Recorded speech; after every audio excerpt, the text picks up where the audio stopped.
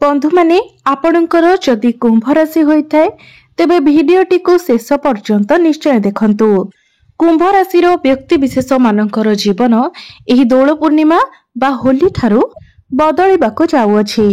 कारण दीर्घ 27 वर्ष परे ग्रह नक्षत्र मानकर चलन रे एक बहुत बड़ परिवर्तन हेबाकू जाउछि, जहा द्वारा आपणक जीवन रे चलिथिबा समस्त दुख कष्ट एवं समस्यार अंत हेबाकू जाउछि एवं पुणी थरे आपणकर जीवन को खुशी फेरिबाकू जाउअछि। तेबे बंधु माने दोल पूर्णिमा दिन संक्रांति मध्य जोग होउछि, तो एही दिन सूर्य मध्य निजर राशि परिवर्तन करिवे। एहा सहित मार्च 29 तारिख रे न्यायर देवता कर्म फलदाता शनिदेव मध्य निजर राशि परिवर्तन करिवे। तेबे शनिदेव दीर्घ 2.5 वर्ष परे निजर राशि परिवर्तन करबाकू जाउछंती। तेणु आसंतु जानिबा एहा आपणक जीवन उपरे कोन प्रभाव पकाइबो। एही दोल पूर्णिमा तथा होली ठारू आपणक जीवन रे केउ सब परिवर्तन हेबाकू जाउछि। तेबे एहा पूर्वरु जदि आपणकर मध्य कुंभ राशि होइथाय तेबे भिडियोटी को लाइक करी चैनल टी को सब्सक्राइब करि देबे। कमेंट बॉक्स रे जय श्री जगन्नाथ निश्चय लिखिबे। तेबे बंधु माने आमर एही कार्यक्रमटी जन्म राशि एवं चंद्र राशि उपरे आधारित अटे। तेबे आसंतु जानिबा एही होली अर्थात दोल पूर्णिमा ठारू आपणक जीवन रे कोन सब परिवर्तन हेबाकू जाउछि। ग्रह मानकर गोचर आपणकू केउ भली फल प्रदान करिबाकू जाउछि। विशेष करी सूर्य एवं शनिकर राशि परिवर्तन आपणक जीवन उपरे केउ भली प्रभाव पकाइबाकू जाउछि। तेबे बंधु माने पूर्वरु आपणकर स्वास्थ्य खराब रहुथिला, धन जनित समस्या देखा देउथिला, आपण ऋण नेइथिले किंतु ऋण सुझी पारु नथिले, ऋण करजर भार आपणक उपरे बढ़ी जाइथिला, घर परिवार रे खुशीर वातावरण नथिला, शिक्षा क्षेत्र रे समस्या देखा शिक्षा क्षेत्र रे मध्य अनेक प्रकारर समस्या देखा देउथिला, आपणकर बहुत अधिक अजथा खर्च हेउथिला, समाज रे आपणकर मान सम्मान मध्य कम होई जाइथिला, योग्यता थिबा सत्वे एवं अनेक चेष्टा परे मध्य आपणकू चाकरी प्राप्ति होई पारु नथिला, संतान संतति पई आपण चिंतित थिले, आपणकर व्यापार वाणिज्य रे लॉस हेउथिला, आपणकर प्रेम जीवन रे मध्य अनेक प्रकारर समस्या देखा देउथिला। तेबे एभली जहा भी सब समस्या आपणक जीवन रे चालुथिला ताहा एबे दूर हेबाकू जाउअछि। आपणक जीवन को पुणी थरे खुशी फेरिबाकू जाउअछि। एही दोल पूर्णिमा एवं होली ठारू आपणक जीवन रे नूतन सूर्योदय हेबाकू जाउछि। तो सर्वप्रथम आसंतु जानिबा कुंभ राशि व्यक्ति विशेष मानक पई नवग्रहंकर स्थिति एही दोल पूर्णिमा ठारू किपरि रहिबो। तेबे बंधु माने तेबे आपणकर प्रथम भावरे सूर्य एवं शनि विराजमान अछंती, द्वितीय भावरे बुध राहु शुक्र विराजमान अछंती, चतुर्थ भावरे देवगुरु बृहस्पति विराजमान अछंती, पंचम भावरे मंगल विराजमान अछंती एवं आपणकर अष्टम भावरे केतु विराजमान अछंती। तेबे विशेष भावरे आपणकर राहु एवं शुक्र एकत्र थिबा हेतु जीवन रे नाना प्रकारर समस्या आसुथिबो। एहा व्यतीत सूर्य एवं शनि मध्य एकत्र थिबा हेतु आपण निज स्वास्थ्य रे अनेक समस्या देखिबाकू पाउथिबे। कारण सूर्य एवं शनि पिता पुत्र हेले मध्य परस्परर शत्रु अटंती, जहा फल रे आपणकर स्वास्थ्य रे समस्या आसुथिबो। आपणकर मान सम्मान रे मध्य आंच आसुथिबो। भविष्यत रे आपण किछि करिबाकू चाहिले मध्य किछि करि पारु नथिबे। आपण मानक मन रे अनेक गुडीए प्रश्न एवं द्वंद्व लागि रहुथिबो। विशेष करी कुंभ राशि व्यक्ति विशेष माने निज शरीर रे किछि ना किछि समस्या निश्चय देखुथिबे। कारण प्रथम भावटी होइथाय आपणकर स्वास्थ्यर भाव, आपणकर इम्यूनिटी सिस्टम रो भाव। तेणु सूर्य एवं शनि जेहेतु आपणकर प्रथम भावरे एकत्र अछंती तो एहार प्रभाव निश्चित भावरे आपणकर स्वास्थ्य उपरे पड़िबो। तेबे बंधु माने आपणकर राशिर अधिपति हेउछंती शनिदेव। तो जदि आपणकर राशि रे शनि उच्चस्थ थांती, निजर स्व राशि रे थांती किंबा मित्र राशि रे थांती ତେବେ ନିଶ୍ଚିତ ଭାବରେ ଶନି ଆପଣଙ୍କୁ ଉଚ୍ଚ ସଫଳତା ପ୍ରଦାନ କରିବେ। ମାତ୍ର ଯଦି ଶନି ଆପଣଙ୍କର ଜନ୍ମକୁଣ୍ଡଳୀରେ ନିଚସ୍ଥ ଥିବେ, ଶତ୍ରୁ ରାଶିରେ ଥିବେ କିମ୍ବା ପୀଡ଼ିତ ଅବସ୍ଥାରେ ଥିବେ, ତେବେ ନିଶ୍ଚିତ ଭାବରେ ଆପଣ କିଛି ନା କିଛି ସମସ୍ୟା ଦେଇ ଗତି କରୁଥିବେ।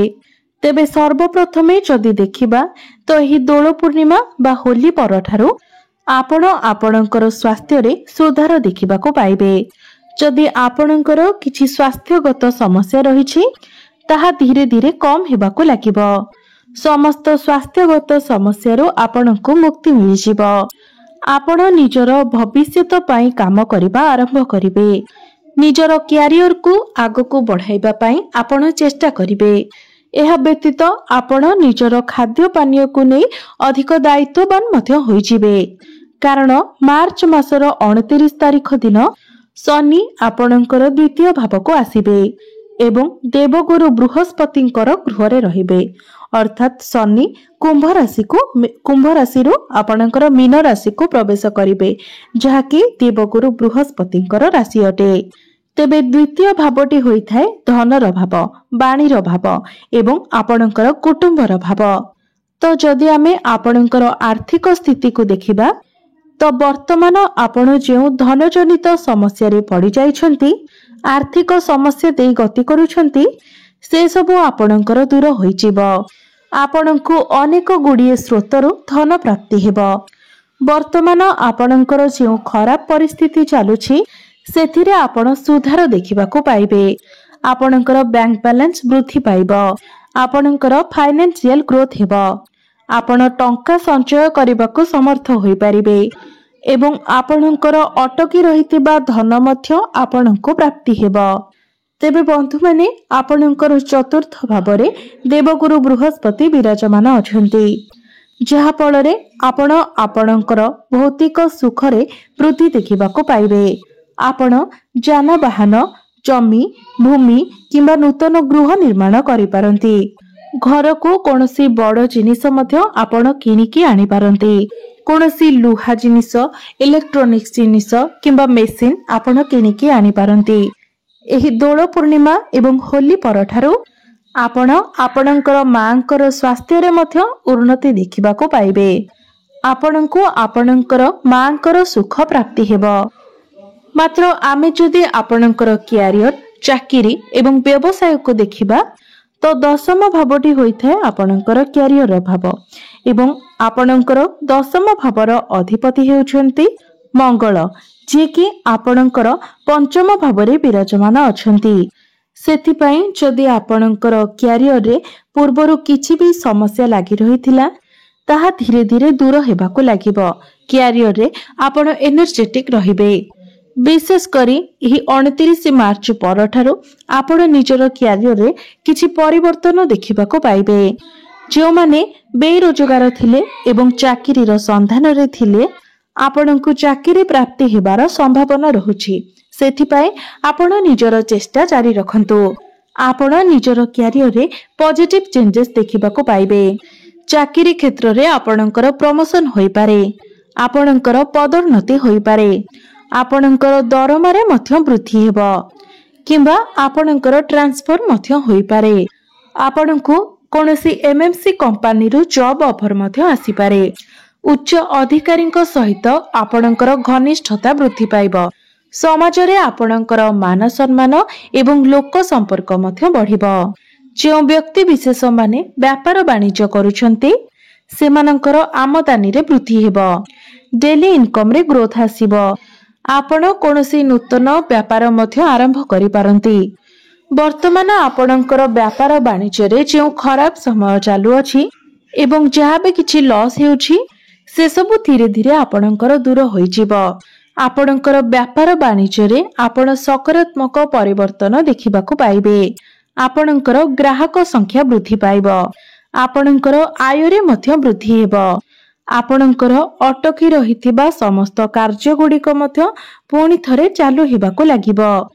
ଯଦି ଆମେ ଆପଣଙ୍କର ପ୍ରେମ ଜୀବନ ଏବଂ ବୈବାହିକ ଜୀବନ ସମ୍ପର୍କରେ ଦେଖିବା, ତ କୁଣ୍ଡଳୀର ପଞ୍ଚମ ଭାବଟି ହୋଇଥାଏ ଆପଣଙ୍କ ପ୍ରେମ ଜୀବନର ଭାବ, ଯେଉଁଠାରେ ମଙ୍ଗଳ ବିରାଜମାନ ଅଛନ୍ତି।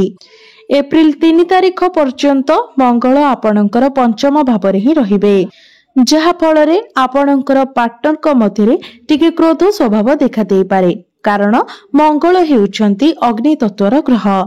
मात्र पूर्वर आपणकर प्रेम जीवन रे जहाँ भी किछि समस्या रहिथिला से सब समाधान होइजिब। आपणक मध्यरे दूरता कम होइजिब। आपणकर जदि ब्रेकअप होई जायथिला, कथावार्ता बंद होई जायथिला, तो आपणक मध्यरे से सब समाधान होइजिब। आपणको भ्रमण सुख मध्य प्राप्ति हेबो। एहा व्यतीत आपणकर प्रेम जीवन वैवाहिक जीवन रे मध्य परिणत होई पारे। जदि आमे आपणकर दाम्पत्य जीवन को देखिबा तो कुंडलीर सप्तम भावटी होइथाय आपणक वैवाहिक जीवनर भाव एवं आपणकर सप्तम भावर अधिपति हेउछंती सूर्य। सूर्य आपणकर प्रथम भावरे विराजमान अछंती एवं होली दिन अर्थात मार्च 15 को आपणकर द्वितीय भाव को चलन करिवे, जहा फल रे आपणकर वैवाहिक जीवन रे जहा भी किछि समस्या रहितिला से सबु धीरे धीरे दूर होइजिब। आपण दुई जनक मध्यरे बुझामणा भल रहिब। आपणक मध्यरे भल पाइबा मध्य सुदृढ़ हेबो। आपण दुई जन मिसी किछि फैमिली प्लानिंग करि पारंती। जे दंपति माने दीर्घ दिन धरि संतानर कामना रखिथिले सेमानंकु संतान सुख मध्य प्राप्ति हेबो।